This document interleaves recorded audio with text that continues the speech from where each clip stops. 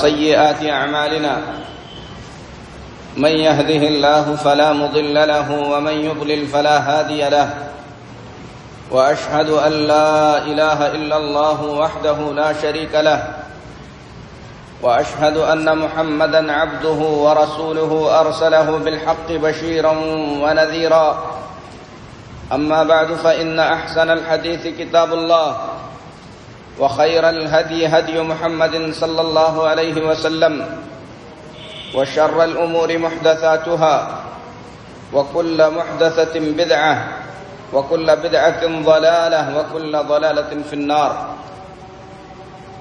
يا أيها الذين آمنوا اتقوا الله حق تقاته ولا تموتن إلا وأنتم مسلمون يا أيها الناس اتقوا ربكم الذي خلقكم من نفس واحدة وخلق منها زوجها وبث منهما رجالا كثيرا ونساء واتقوا الله الذي تساءلون به والأرحام إن الله كان عليكم رقيبا يا أيها الذين آمنوا اتقوا الله وقولوا قولا سديدا يصلح لكم أعمالكم ويغفر لكم ذنوبكم ومن يطع الله ورسوله فقد فاز فوزا عظيما أما بعد محترم حاضرین جمعہ، اللہ تعالیٰ کا بہت بڑا شکر اور اس کا بڑا احسان ہے کہ اللہ رب العالمین نے ہم تمام کی ہدایت کے لیے ہر دور میں انبیاء اور رسولوں کو بھیجا۔ اللہ کے انہی انبیاء اور رسولوں کی آخری کڑی جناب محمد الرسول اللہ صلی اللہ علیہ وسلم ہوئے۔ پیارے نبی جناب محمد الرسول اللہ صلی اللہ علیہ وسلم پر ایمان لانا اور تمام انبیاء پر ایمان لانا ایمان کے 6 ارکان میں سے ایک عظیم رکن ہے۔ ہم ہمارے نبی جناب محمد الرسول اللہ صلی اللہ علیہ وسلم کی زندگی کے حالات اور آپ کے واقعات کو یہ سمجھ کر سیکھتے اور پڑھتے ہیں کہ آپ کی زندگی سیکھنا، آپ کی زندگی کو جاننا بھی ایک عظیم عبادت ہے، کیونکہ پیارے نبی جناب محمد الرسول اللہ صلی اللہ علیہ وسلم کی زندگی کو جانے بغیر ہم اسلام پر عمل نہیں کر سکتے۔ اللہ کے نبی جناب محمد الرسول اللہ صلی اللہ علیہ وسلم کی سیرت طیبہ کی جانکاری ہمارے دین کا ایک عظیم حصہ ہے۔ میرے محترم بھائیوں،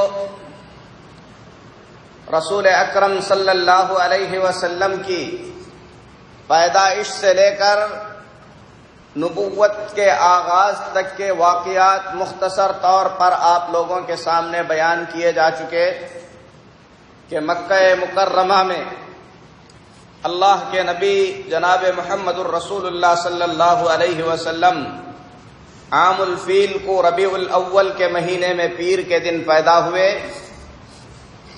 جس وقت آپ صلی اللہ علیہ وسلم دنیا میں تشریف لائے اس وقت ساری دنیا کے اندر جہالت اور ضلالت عام تھی۔ بڑی کڑی آزمائشوں کے ساتھ آپ صلی اللہ علیہ وسلم نے اپنا بچپن اور اپنی جوانی گزاری۔ 25 سال کی عمر میں آپ صلی اللہ علیہ وسلم نے ام المؤمنین خدیجہ رضی اللہ تعالی عنہا سے نکاح کیا۔ اس وقت خدیجہ رضی اللہ تعالی عنہا کی عمر 40 سال کی تھی۔ آپ نے بکریاں بھی چرائی، تجارت کے سفر بھی آپ نے کیے۔ مکہ مکرمہ کے اندر آپ صلی اللہ علیہ وسلم اونچے اخلاق اور اعلیٰ تعلیمات کے ساتھ زندگی گزارتے تھے۔ ایسے دور میں جب شراب پانی کی طرح پی جاتی تھی، بتوں کی عبادت ہوتی تھی، لوگ قتل و غارت گری اور ہر طریقے کی دھوکہ دہی میں بڑھ چڑھ کر حصہ لے رہے تھے، اللہ کے نبی صلی اللہ علیہ وسلم کی اللہ تبارک و تعالیٰ نے بہترین انداز میں پرورش فرمائی۔ آپ پورے مکہ کے اندر سچے اور امانت دار کے نام سے جانے جاتے تھے۔ جب آپ صلی اللہ علیہ وسلم کی عمر 40 سال کے قریب ہو گئی تو اللہ تبارک و تعالی نے ہمارے نبی جناب محمد الرسول اللہ صلی اللہ علیہ وسلم کو نبی بنانے سے پہلے کچھ ایسی چیزیں اللہ نے دکھائیں جو عام لوگوں کو نظر نہیں آتی تھی۔ آپ صلی اللہ علیہ وسلم فرمایا کرتے تھے، مکہ مکرمہ میں نبی بننے سے پہلے پتھر مجھے سلام کیا کرتے تھے۔ اللہ کے نبی صلی اللہ علیہ وسلم کے معجزات میں سے ہے، آپ فرماتے ہیں مکہ میں ایک پتھر میں جانتا ہوں جو میرے نبی بننے سے پہلے مجھے سلام کیا کرتا تھا۔ تو یہ آپ صلی اللہ علیہ وسلم کے لیے بشارتیں تھیں۔ 40 سال کی عمر سے پہلے اللہ کے رسول صلی اللہ علیہ وسلم کو اللہ تبارک و تعالی سچے سچے خواب دکھانا شروع کر دیا۔ ام المؤمنین حضرت عائشہ صدیقہ رضی اللہ تعالی عنہا فرماتی ہیں، اول ما بدأ به رسول اللہ صلی اللہ علیہ وسلم من الوحی الرؤیا الصادقہ، اللہ کے رسول صلی اللہ علیہ وسلم کی وحی کا آغاز سچے خوابوں سے ہونے لگا۔ وحی کا مطلب ہے وہ پیغام جو اللہ کی طرف سے اللہ کے نبیوں کو دیا جاتا ہے۔ قرآن اللہ کی وحی ہے، حدیثیں اللہ کی وحی ہیں، اور وحی کا مطلب کیا ہوتا ہے؟ اللہ کی طرف سے جو بات نبی کو بتلائی جاتی ہے اسے وحی کہتے ہیں۔ اللہ اپنے بندوں کو جو بات بتاتا ہے کسی بھی ذریعے سے، اللہ کی بتائی ہوئی باتیں، اپنی مخلوقات کو جو بات اللہ بتاتا ہے اس کو وحی کہتے ہیں۔ اللہ تبارک و تعالی اپنے نبیوں کے پاس یہ وحی مختلف طریقے سے بھیجتا ہے۔ کبھی خواب کے ذریعے، خواب میں اللہ تبارک و تعالی اپنے پیغمبر کو کچھ دکھاتا ہے، یہ اللہ کی وحی ہوتی ہے۔ کبھی اللہ تعالی پیغمبر کے دل میں کوئی ایسی بات ڈال دیتا ہے جو یقین کے ساتھ ان کے دل میں بیٹھ جاتی ہے، وہ اللہ کی وحی ہوتی ہے۔ کبھی اللہ تبارک و تعالی فرشتے کو بھیجتا ہے، اور فرشتے کے ذریعے اللہ تعالی جسے جو بات بتانا ہے وہ بات بتا دیتا ہے، وہ اللہ کی وحی ہوتی ہے۔ فرشتہ کبھی انسان کی شکل میں آتا ہے، جیسے زیادہ مرتبہ جبرائیل علیہ السلام اللہ کے رسول صلی اللہ علیہ وسلم کے پاس کسی انسان کی شکل میں آتے تھے، اور آ کر اللہ کے نبی صلی اللہ علیہ وسلم سے بات کر کے اللہ کی جو بات بتانی ہوتی تھی وہ بات بتا کر چلے جاتے تھے۔ کئی مرتبہ آئے، بہت مرتبہ آئے۔ حدیث جبرائیل بہت مشہور حدیث ہے۔ صحابہ فرماتے ہیں ہم اللہ کے نبی صلی اللہ علیہ وسلم کے ساتھ بیٹھے تھے، اچانک ایک آدمی آیا، بہت سفید کپڑے پہنا ہوا ہے، اس کے بال بہت کالے ہیں، شکل سے وہ مسافر نہیں لگتا ہے کیونکہ سفر سے آتا تو اس کے کپڑے میلے کچیلے ہوتے، اس کے بال دھول سے ہٹے ہوتے، لیکن وہ مدینے والا بھی نہیں ہے، یعنی ہماری بستی کا بھی نہیں ہے، مسافر بھی نہیں لگتا ہے۔ آ کر سیدھے اللہ کے نبی صلی اللہ علیہ وسلم کے پاس بیٹھ گیا، کئی سوالات اس نے کیے، اللہ کے نبی صلی اللہ علیہ وسلم نے کئی سوالوں کے جواب دیے، پھر اس کے بعد وہ آدمی اٹھ کر چلا گیا۔ جانے کے بعد اللہ کے نبی صلی اللہ علیہ وسلم نے پوچھا اتدرون من السائل، تم کو معلوم ہے یہ آ کر جو پوچھ رہے تھے یہ کون تھے؟ صحابہ نے کہا اللہ اور اس کے رسول کو زیادہ معلوم ہے۔ تو اللہ کے نبی صلی اللہ علیہ وسلم نے فرمایا فَإِنَّهُ جِبْرِيلُ أَتَاكُمْ يُعَلِّمَكُمْ دِينَكُمْ، وہ اللہ کے فرشتے جبرائیل تھے جو انسان کی شکل میں آئے تھے، تم کو تمہارا دین سکھانے کے لیے آئے تھے۔ تو فرشتہ نبی کے پاس انسان کی شکل میں آتا ہے، اور خاص کر جبرائیل علیہ السلام ہمارے نبی صلی اللہ علیہ وسلم کے پاس ایک صحابی جن کا نام ہے دحیہ، کلبی رضی اللہ تعالی عنہ قبیلہ بنو کلب کے ہیں، دحیہ کلبی، ان کی شکل میں آتے تھے، بڑے خوبصورت صحابی تھے، اور جبرائیل علیہ السلام ان کی شکل میں اللہ کے نبی صلی اللہ علیہ وسلم کے پاس آتے تھے۔ اللہ کے نبی صلی اللہ علیہ وسلم کے علاوہ دوسرے پیغمبروں کے پاس بھی اللہ کے فرشتے انسانوں کی شکل میں آتے تھے، جیسے ابراہیم علیہ السلام کے پاس مہمانوں کی شکل میں آئے، اور ابراہیم علیہ السلام ان کو پہچان بھی نہیں سکے کہ یہ فرشتے ہیں، اور جا کر ابراہیم علیہ السلام بھنا ہوا بچڑا لا کر ان کے سامنے رکھ دیے۔ جب دیکھا کہ وہ کھا نہیں رہے ہیں تو ابراہیم علیہ السلام گھبرا گئے۔ اس وقت فرشتوں نے بتلایا کہ ہم انسان نہیں بلکہ فرشتے ہیں، کیونکہ فرشتے کھاتے پیتے نہیں ہیں، اللہ تبارک و تعالیٰ نے ان کو کھانے پینے کی حاجت نہیں رکھا ہے۔ تو بہت مرتبہ اللہ کے فرشتے انبیاء علیہم الصلاۃ والتسلیم کے پاس انسانی شکل میں آیا کرتے تھے۔ کبھی کبھی اللہ کے فرشتے جبرائیل علیہ السلام اللہ کے نبی صلی اللہ علیہ وسلم کے پاس ان کی اصلی شکل میں بھی آئے ہیں، اور جبرائیل جب اصلی شکل میں آ جائیں تو وہ اتنے عظیم الخلقت ہیں، اتنے بڑے ہیں کہ ان کی عظمت، ان کی بڑائی کو بیان نہیں کیا جا سکتا۔ پیارے نبی صلی اللہ علیہ وسلم فرماتے ہیں میں نے جبرائیل امین کو 2 مرتبہ ان کی اصلی شکل میں دیکھا ہے۔ فرماتے ہیں اللہ کے نبی صلی اللہ علیہ وسلم میں نے جبرائیل کو 2 مرتبہ ان کی اصلی شکل میں، جس شکل میں اللہ نے ان کو پیدا کیا ہے اس شکل میں دیکھا ہے۔ میں نے دیکھا کہ ان کی عظمت، وہ جتنے بڑے ہیں اس سے پورا آسمان زمین سب بھر گیا ہے۔ یہ ایک فرشتہ ہے، اور اللہ تعالیٰ نے ایسے بہت فرشتوں کو پیدا کیا ہے، اور جبرائیل فرشتوں میں عظمت والے فرشتے ہیں۔ تو اللہ تعالیٰ کبھی خواب میں نبی کو کچھ دکھاتا ہے، کبھی ان کے دل میں کوئی بات ڈالتا ہے، کبھی فرشتے کو اس کی اصلی شکل میں نبی کے پاس بھیجتا ہے، کبھی فرشتے کو اللہ تبارک و تعالی انسان کی شکل میں نبی کے پاس بھیجتا ہے، اور کبھی کبھی اللہ تبارک و تعالی اپنے نبیوں میں سے جس نبی سے چاہے بغیر کسی واسطے کے ڈائریکٹ بات کرتا ہے، جیسا کہ اللہ تعالی نے موسیٰ علیہ السلام سے کوہ طور پر بات کیا۔ جب موسیٰ علیہ السلام وہاں پر پہنچے، اللہ نے فرمایا انی انا اللہ، میں اللہ ہوں، اور اللہ تعالیٰ نے بات کی موسیٰ علیہ السلام سے۔ اللہ نے موسیٰ سے پوچھا وما تلک بیمینک یا موسیٰ، اے موسیٰ تیرے دائیں ہاتھ میں کیا ہے؟ موسیٰ نے کہا ہی عصای اتوکأ علیہا واہش بہا علی غنمی، اے اللہ میرے ہاتھ میں میری لاٹھی ہے، اس پر میں ٹیک بھی لگاتا ہوں، اپنی بکریوں کو بھی ہانکتا ہوں۔ جب موسیٰ علیہ السلام اللہ رب العزت سے بات کر رہے تھے، اس سے بڑا شرف، اس سے بڑی بزرگی، اس سے بڑی سعادت، اس سے بڑی خوش نصیبی اور کیا ہو سکتی ہے کہ ایک مخلوق اللہ سے بات کرے۔ اسی لیے اللہ نے موسیٰ سے پوچھا تمہارے ہاتھ میں کیا ہے؟ بات کرنے میں موسیٰ علیہ السلام کو اللہ سے بات کرنے کا جو شرف مل رہا تھا اسے نہ گم جائے، ختم نہ ہو جائے، اس لیے جتنا اللہ نے پوچھا اس سے زیادہ بولنے لگے۔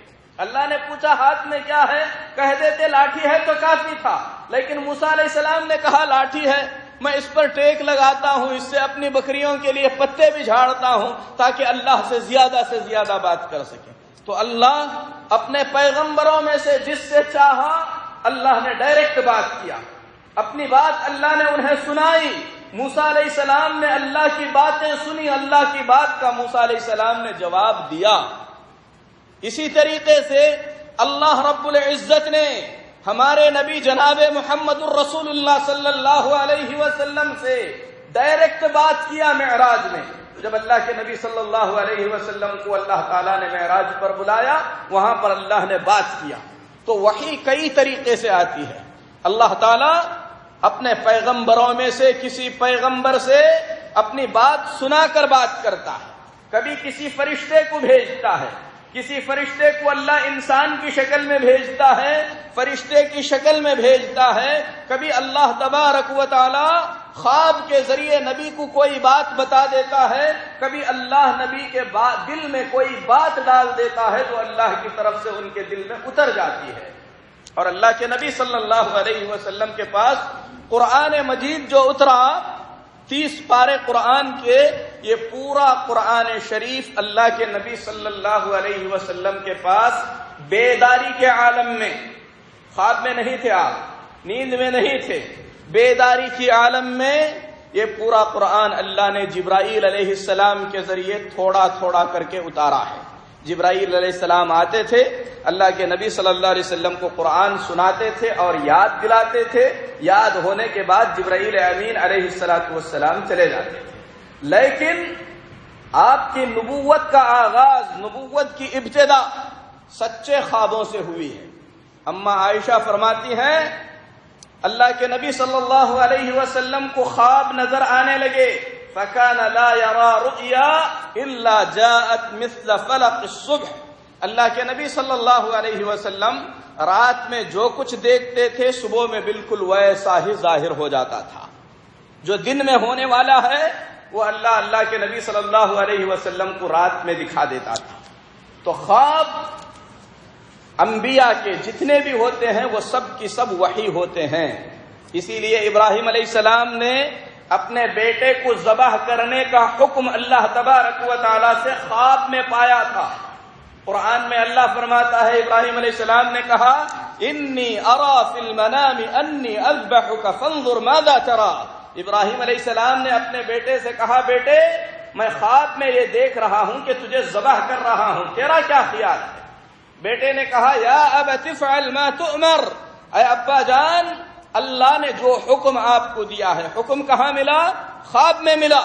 تو بیٹے نے کہا اے ابا جان جو حکم آپ کو ملا ہے اس حکم کو آپ پورا کیجئے۔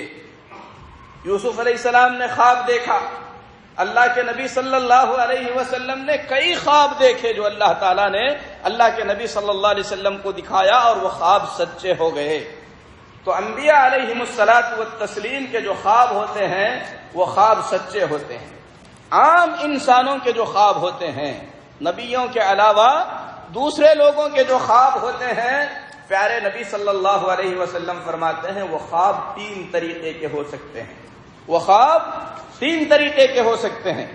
ہر انسان کو خواب آتے ہیں، ہر انسان خواب دیکھتا ہے۔ کوئی خواب دیکھ کر پریشان ہو جاتا ہے، کچھ لوگ خواب دیکھ کر اسے دین بنانے لگتے ہیں، کچھ لوگ خواب دیکھ کر اس پر بڑے بڑے فتوے لگانے لگتے ہیں۔ خوابوں کی حقیقت کیا ہے یہ باتیں بھی احادیث میں بیان کی گئی ہیں۔ اللہ کے نبی صلی اللہ علیہ وسلم فرماتے ہیں لوگوں کو جو خواب نظر آتے ہیں وہ 3 طریقے کے ہوتے ہیں۔ رؤیا من اللہ، کچھ خواب اللہ کی طرف سے ہوتے ہیں اور اس کی تفصیل ہم آگے بیان کریں گے۔ کچھ خواب ہوتے ہیں جو شیطان کی طرف سے انسان کو پریشان کرنے کے لیے اس کے نیند میں شیطان کی طرف سے آتے ہیں، کیونکہ شیطان انسان کا کھلا دشمن ہے۔ وہ انسان کو خوشی کے ساتھ دیکھنا نہیں چاہتا، اسے پریشان کرنا ابلیس اور شیطان کی زندگی کا مقصد ہے۔ اسی لیے مومن کو اگر وہ گمراہ نہیں کر سکتا، سیدھے راستے سے بھٹکا نہیں سکتا، تو خواب کے ذریعے اسے پریشان کرنے کی کوشش کر سکتا ہے۔ تحزین من الشیطان، اللہ کے نبی صلی اللہ علیہ وسلم نے فرمایا شیطان کی طرف سے کچھ خواب انسان کو دکھائے جاتے ہیں تاکہ انسان ان خوابوں سے پریشان ہو جائے، اور جسے اللہ کے نبی کی یہ حدیث معلوم ہوگی ویسے خواب دیکھ کر وہ پریشان ہی نہیں ہوگا اور شیطان اپنی کوشش میں ناکام ہو جائے گا۔ تیسری چیز اللہ کے نبی صلی اللہ علیہ وسلم نے فرمایا، تیسرا جو خواب ہوتا ہے رؤیا یحدث به الرجل نفسه، تیسری چیز انسان جو کچھ بھی سوچتا ہے خواب میں اسے ویسے ہی نظر آتا ہے۔ اسے دماغ کی کھچڑی کہہ سکتے ہیں، یعنی انسان کچھ سوچتے ہوئے اسی خیال میں سو گیا اور اسے وہی نظر آنے لگا، تو اس خواب کی بھی کوئی حیثیت نہیں ہے۔ جو شیطان دکھاتا ہے اس کی بھی کوئی حیثیت نہیں ہے۔ کچھ خواب ہوتے ہیں جو اللہ کی طرف سے ہوتے ہیں، ان خوابوں کا کچھ مقام ہے، ان خوابوں کی کچھ حیثیت ہوتی ہے۔ اور جو سچے خواب ہوتے ہیں، اللہ کے نبی صلی اللہ علیہ وسلم نے فرمایا جزء من 46 جزءا من النبوہ، یہ نبوت کے 46ویں حصے میں سے ایک حصہ ہے. یعنی نبوت کے اگر 46 حصے کیے جائیں تو سچے خواب نبوت کا ایک حصہ قرار پائیں گے. انبیاء کے جو خواب ہوتے ہیں وہ تو سچے ہیں. اگر کسی مومن کو کوئی سچا خواب نظر آتا ہے تو وہ اللہ رب العالمین کی جانب سے ہے. یہ سچا خواب کیسے ہوگا؟ اس کے سلسلے میں مسلم شریف میں اللہ کے نبی صلی اللہ علیہ وسلم نے فرمایا، دیکھنے والا، خواب دیکھنے والا اگر اپنی روزمرہ کی زندگی میں جھوٹ سے بچتا ہے، حلال کھاتا ہے، سنت کے مطابق ذکر و اذکار کی پابندی کرتا ہے اور سونے کے آداب کا خیال رکھتا ہے، اور صبح کے وقت میں اسے خواب نظر آتا ہے تو اس خواب کے سچے ہونے کے امکانات زیادہ بڑھ جاتے ہیں. اور اللہ کے نبی صلی اللہ علیہ وسلم نے فرمایا، میں اللہ کا آخری نبی ہوں، میرے بعد کوئی نبی آنے والا نہیں ہے. اس دنیا کے اندر میرے چلے جانے کے بعد نبوت کا اگر کچھ حصہ باقی رہے گا تو وہ مومنوں کو نظر آنے والے سچے خواب ہوں گے. یعنی اللہ کی طرف سے اب بندوں کے نام جو کچھ آنا تھا وہ سب کا سب بند کر دیا گیا. اللہ کے نبی صلی اللہ علیہ وسلم آخری نبی ہیں. غیب کی کوئی خبر، کل کیا ہونے والا ہے یہ اللہ کے سوا کوئی نہیں جانتا. کہاں پر کیا واقع ہونے والا ہے یہ اللہ کے سوا کسی کو معلوم نہیں ہے. لیکن اللہ تبارک و تعالی اپنے مومن بندوں میں سے کسی بندے کو خواب کے ذریعے کچھ حالات سے باخبر کر سکتا ہے. یہ سچے خواب نبوت کے حصے میں سے ایک حصہ ہے. اور جیسے جیسے قیامت قریب آتی جائے گی اسی طریقے سے سچے خوابوں کا ظہور زیادہ ہوگا، کیونکہ لوگ نبوت کے زمانے سے دور ہو جائیں گے. مومنوں کو خوش کرنے کے لیے، مومنوں کے دلوں کو باندھ کر رکھنے کے لیے اللہ تبارک و تعالی سچے خواب دکھائے گا. بہت بار ایسا ہوگا کہ کوئی اللہ سے ڈرنے والا خواب میں کچھ دیکھ لیا، چند دنوں کے بعد بالکل ویسے ہی واقع ہوگا. یہ ساری کی ساری باتیں اللہ کے نبی صلی اللہ علیہ وسلم نے احادیث میں بیان فرمائی. لیکن ان احادیث کو بنیاد بنا کر کچھ جھوٹے لوگ جو اپنی طرف سے خوابوں کو گھڑ کر پیش کرتے ہیں انہیں اللہ سے ڈرنا چاہیے، کیونکہ اللہ کے نبی صلی اللہ علیہ وسلم نے فرمایا ہے، جو آدمی کوئی خواب نہ دیکھے، اپنی طرف سے کوئی خواب بنا کر لوگوں کے سامنے گھڑتا ہوا پھرے گا تو قیامت کے دن اللہ تبارک و تعالی بالوں کے اندر گرہ لگا کر، بال میں گھانٹی لگا کر اسے کھولنے کا اللہ مکلف بنائے گا اور وہ اسے کھول نہیں سکے گا. یعنی جس طریقے سے اس نے ایک غلط کام کیا ہے اس کے لیے ایک مشقت والی سزا اللہ تبارک و تعالی دے گا. اسی لیے امام ابن القیم رحمت اللہ علیہ فرماتے ہیں، جو یہ چاہتا ہے کہ خواب سچا خواب دیکھے اسے چاہیے کہ وہ سچائی کا راستہ اپنائے، حلال کھائے، اللہ کے حکموں کی پابندی کرے، اللہ جن چیزوں سے منع کیا ہے ان چیزوں سے رک جائے، مکمل طہارت کے ساتھ قبلے کی طرف رخ کر کے سوئے، کثرت سے اللہ کا ذکر کرے، اس وقت تک اللہ کا ذکر کرتا رہے جب تک اس کی آنکھ نہ لگ جائے. پھر اس کے بعد اگر اللہ تعالیٰ نے صبح کے وقت میں، کیونکہ صبح کا وقت رات کا آخری پہر یہ بابرکت پہر ہوتا ہے، اس وقت اللہ تعالیٰ کی رحمتیں نازل ہوتی ہیں، اللہ تبارک و تعالیٰ آسمان دنیا پر اتر آتا ہے اور اس وقت شیطانوں کا غلبہ کمزور ہو جاتا ہے. اس وقت میں اگر اللہ تبارک و تعالیٰ کوئی خواب اپنے بندے کو دکھائے جو مومن ہو، متقی ہو، پرہیزگار ہو، اللہ سے ڈرنے والا ہو سکتا ہے کہ اس کا خواب سچا ہو جائے. اور اگر اس نے کوئی اچھا خواب دیکھ لیا جس کے اندر اس کے لیے یا امت کے لیے بشارت ہے تو اپنے خواب کا ڈھنڈورا پیٹتے ہوئے نہ گھومے، اپنا خواب ہر کسی کو بیان نہ کرے. یوسف علیہ السلام نے خواب دیکھا، خواب میں یہ دیکھا کہ 11 تارے، سورج اور چاند انہیں سجدہ کر رہے ہیں. جا کر انہوں نے اپنا خواب اپنے باپ سے بیان کیا تو ان کے باپ بھی نبی تھے یعقوب علیہ السلام. یعقوب علیہ السلام نے کہا، یا بنی لا تقصص رؤیاک علی اخوتک فیکیدوا لک کیدا، اے میرے بیٹے اپنا خواب اپنے بھائیوں کو نہ بتا، کیونکہ تیرے بھائی تیرے خواب کو جان جائیں گے تو تیرے خلاف سازش کرنے لگیں گے. تو اللہ کے نبی صلی اللہ علیہ وسلم نے سچا خواب دیکھنے والے کو، اچھا خواب دیکھنے والے کو یہ تاکید فرمائی کہ اپنا خواب سب سے بیان کرتا نہ پھرے، اور جس کسی کے سامنے ہم نے خواب بیان کیا ہے اسے بھی یہ تاکید کی گئی ہے کہ اس کا اگر علم نہیں ہے، خواب کا مطلب اسے معلوم نہیں ہے، تو زبردستی اپنی طرف سے اس خواب کا مطلب لوگوں کو بیان نہ کرے۔ اللہ کے نبی صلی اللہ علیہ وسلم نے اس سے بھی منع کیا۔ اور ہو سکتا ہے کہ آدمی بدکار ہو، برا ہو، اللہ تعالیٰ اسے بھی کوئی خواب دکھا دے۔ کبھی کبھی اللہ تعالیٰ کسی نافرمان کو بھی کوئی اچھا اور سچا خواب دکھاتا ہے۔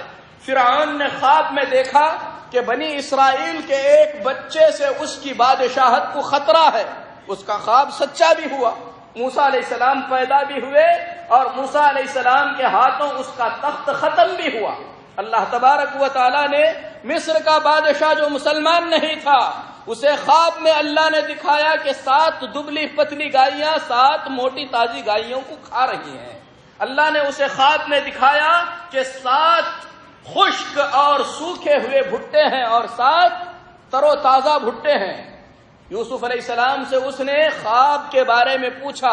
یوسف علیہ السلام نے خواب کی تعبیر بیان فرمائی، کہا یہ سچا خواب ہے، اس خواب کا مطلب یہ ہے کہ 7 سال تک سوکھا پڑنے والا ہے، قحط آنے والا ہے، پھر اس کے بعد 7 سال بہت کچھ اللہ تعالیٰ نوازنے والا ہے۔ تو اللہ تعالیٰ نے لوگوں کی بھلائی کے لیے اس وقت کے کافر بادشاہ کو خواب دکھلایا۔ اس خواب کی تعبیر یوسف علیہ السلام کے ذریعے اللہ تعالیٰ نے پوری کر کے دکھلائی۔ تو اہل علم کہتے ہیں کبھی اللہ تعالیٰ اپنے نافرمان کو بھی کوئی سچا خواب دکھاتا ہے جس میں لوگوں کی بھلائی ہو یا لوگوں کے لیے بشارت ہو، لیکن خوابوں کے بارے میں ہم تمام کو یہ جاننا چاہیے کہ جو ہم نے نہیں دیکھا ہے اسے ہم بیان نہ کریں، جو اچھا خواب ہم دیکھیں اسے ہم چھپا کر رکھیں اور اللہ تعالیٰ کا شکریہ ادا کریں۔ اسی طریقے سے خواب میں ہم نے کچھ بھی دیکھا ہو اس کے ذریعے ہم اپنے دین میں تبدیلی نہیں کر سکتے۔ خواب میں ہم نے کچھ بھی دیکھا ہو ہم اس کے ذریعے اپنے دین میں تبدیلی نہیں کر سکتے، دین کے احکام خواب سے بدل نہیں سکتے۔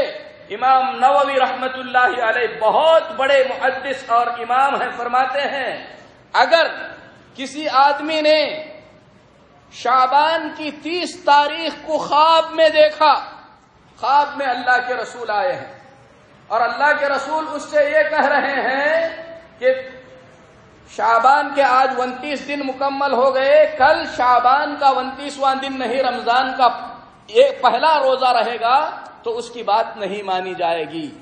یہ بات سمجھنے کی ہے۔ امام نووی فرماتے ہیں دین کا کوئی بھی مسئلہ کسی بھی خواب کو بنیاد بنا کر طے نہیں کیا جا سکتا۔ کوئی یہ نہیں کہہ سکتا کہ میں نے اللہ کے نبی کو خواب میں دیکھا، آپ نے کہا ہے کل رمضان شروع ہونے والا ہے اس لیے میری بات مانو، اور لوگ اس کی بات ماننے لگے۔ اس میں کوئی شک نہیں۔ اللہ کے پیارے حبیب جناب محمد الرسول اللہ صلی اللہ علیہ وسلم نے فرمایا من رآنی فی المنام فقد رآ حقا، جس نے خواب میں مجھے دیکھا اس نے حقیقت میں مجھے ہی دیکھا ہے۔ فإن الشیطان لا يتمثل بی، کیونکہ شیطان میری شکل میں خواب میں کسی کے آ نہیں سکتا۔ کوئی بھی شیطان اللہ کے نبی صلی اللہ علیہ وسلم کا روپ دھار کر، اللہ کے نبی صلی اللہ علیہ وسلم کی شکل اپنا کر کسی کے سامنے حاضر نہیں ہو سکتا۔ اسی لیے جس نے اللہ کے نبی کو خواب میں دیکھا، اللہ کے نبی صلی اللہ علیہ وسلم فرماتے ہیں حقیقت میں اس نے اللہ کے نبی صلی اللہ علیہ وسلم کو دیکھا۔ لیکن کیسے پتا چلے گا کہ اس نے اللہ کے نبی صلی اللہ علیہ وسلم کو دیکھا ہے؟ اہل علم نے کہا اس سے ہم پوچھیں گے کہ تم نے کیسے دیکھا، ان کی شکل ان کی صورت کے بارے میں کچھ بتائیے۔ اگر اس نے ایسی شکل آپ کی بتلائی، ایسی صورت کا نقشہ اس نے کھینچا جو صورت مبارکہ، جو مبارک شکل پیارے نبی صلی اللہ علیہ وسلم کی حدیثوں میں بیان کی گئی ہے، تو اس کی اس بات کا اعتبار کیا جائے گا۔ اگر کسی نے اللہ کے نبی صلی اللہ علیہ وسلم کی جو شکل ہے نہیں، ایسی شکل میں دیکھا ہے اور وہ دعویٰ کر رہا ہے کہ میں اللہ کا نبی ہوں، تو شیطان کسی کے خواب میں آ کر جھوٹ بول سکتا ہے کہ میں اللہ کا نبی ہوں۔ میں محمد صلی اللہ علیہ وسلم ہوں، جھوٹ بول سکتا ہے، جھوٹا دعویٰ کر سکتا ہے، لیکن آپ کی شکل میں نہیں آ سکتا۔ تو آپ کی شکل حدیثوں میں بیان کی گئی ہے کہ آپ صلی اللہ علیہ وسلم انتہائی خوبصورت تھے، آپ صلی اللہ علیہ وسلم کی گھنی داڑھی تھی، آپ صلی اللہ علیہ وسلم کی دونوں آنکھوں کے درمیان کافی فاصلہ تھا، آپ کی آنکھیں انتہائی کالی اور آپ کی پتلیاں انتہائی کالی اور آنکھوں کی سفیدی حد درجے سفید تھی۔ آپ صلی اللہ علیہ وسلم کے مبارک چہرے پر ایک طریقے کی ہیبت تھی۔ آپ صلی اللہ علیہ وسلم کا قد درمیانی تھا، آپ صلی اللہ علیہ وسلم بہت موٹے بھی نہیں تھے، بہت دبلے بھی نہیں تھے۔ آپ صلی اللہ علیہ وسلم کے مبارک چہرے پر جو بال تھے وہ انتہائی کالے تھے، اور آپ کے مبارک داڑھی میں کچھ بال سفید ہوئے تھے جو گننے میں 20 سے زیادہ نہیں تھے۔ آپ صلی اللہ علیہ وسلم کے بال کانوں تک ہوا کرتے تھے۔ صفات بیان کی گئی ہیں، اگر ان صفات سے کسی نے اللہ کے نبی صلی اللہ علیہ وسلم کو خواب میں دیکھا ہے تو اس کا دیکھنا اس کے لیے مبارک ہے، اسے چاہیے کہ وہ اور نیکی کی زندگی گزارے، نبی صلی اللہ علیہ وسلم کی سنتوں کو اور بھی زیادہ اپنائے، اللہ کے نبی صلی اللہ علیہ وسلم کے نقش قدم پر اور بھی پابندی کے ساتھ چلنے کی کوشش کرے۔ لیکن خواب میں اس نے کچھ دیکھا، آپ اسے کچھ حکم دے رہے ہیں اور وہ حکم شریعت کے نازل کردہ حکم کے خلاف ہے، ایسا ہو نہیں سکتا، تو اسے غلطی ہو گئی ہے دیکھنے والے کو۔ اس لیے شریعت کا کوئی حکم خواب میں دیکھے ہوئے کسی بھی خواب کے ذریعے بدلا نہیں جا سکتا۔ اسی لیے امام نووی نے کہا اگر کسی نیک آدمی نے بھی خواب میں دیکھا چاند نظر نہیں آیا ہے، وہ اٹھ کر کہے میں صبح سویا تھا، میں سویا تھا، صبح کے وقت میں نے اللہ کے نبی کو دیکھا، اللہ کے نبی صلی اللہ علیہ وسلم نے مجھ سے کہا ہے کہ کل رمضان شروع ہونے والا ہے اس لیے روزہ رکھو، تو اہل علم کہتے ہیں چاند اگر نہیں دیکھا گیا ہے تو اس کے خواب کا اعتبار کر کے رمضان شروع نہیں کیا جا سکتا۔